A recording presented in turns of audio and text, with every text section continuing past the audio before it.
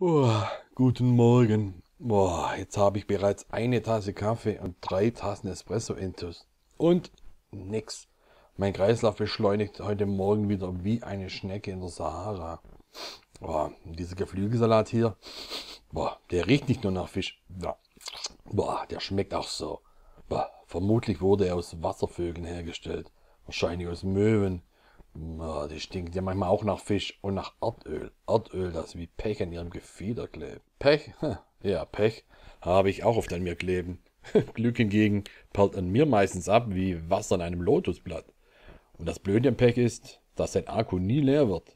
Daran könnten sich die Handyentwickler mal ein Beispiel nehmen. Bei mir wird der Akku im Handy nämlich immer erst heiß und dann ist er leer. Heiß, ja heiß soll es auch am Wochenende wieder werden. Hitze in der Nacht, das mag ich ja gar nicht. Da lädt sich dann mein körpereigener Akku auch nicht mehr auf. Ja, aber etwas Gutes hat diese nächtliche Hitze ja auch. Die Schnaken, ja. Die Schnaken ertrinken in meinem Schweiß, bevor sie mich überhaupt stechen können. Da hilft ihnen dann auch kein Rettungsschwimmer mehr. Denn die wenigen Rettungsschwimmer in unserer Stadt, die noch gut zur Flosse sind, die schwimmen in den Straßen Patrouille. Laufen kann man da bei der hohen Luftfeuchtigkeit ja sowieso nicht mehr. Da ist ja dann die Luft auch so nass, dass man ja nur noch schwimmen kann. Ich gehe in der Zeit dann auch kein Gassi mehr, weil mein Hund, der kann zwar schwimmen, aber ich nicht, ja. Ich versuche ja immer wieder etwas Neues, um gegen diese Hitze anzugehen, aber meistens vergebens. Auch das Anschauen der gruseligsten Gruselfilme an heißen Sommertagen verhilft nicht zur erwarteten Gänsehaut. Nicht einmal, wenn ich mir mehrere Aufzeichnungen der aktuellsten Bundestagsdebatten reinziehe.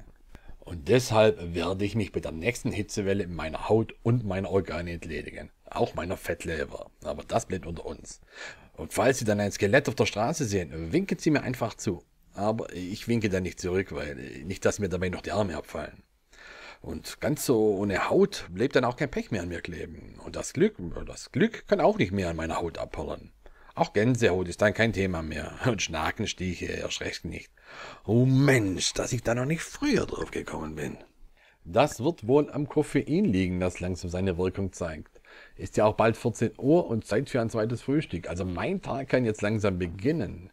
Ich wünsche Ihnen alles Gute. Bis zum nächsten Mal, wenn es wieder heißt, der Satirebaum schüttelt seine Äste, um faule Blätter loszuwerden. Tschüss.